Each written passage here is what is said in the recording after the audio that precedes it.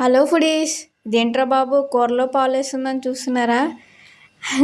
అది కూరలో పాలు వేయడం కాదండి, ఆ కూర పేరే బీరకాయ పాలు.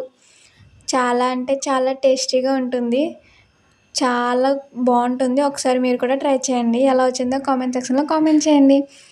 వీడియో ప్రాసెస్లోకి వెళ్ళిపోదామా? ఒక ప్యాన్ తీసుకొని కొంచెం ఆయిల్ వేసుకొని అందులో పోపు దినుసులు అయితే వేసుకోండి.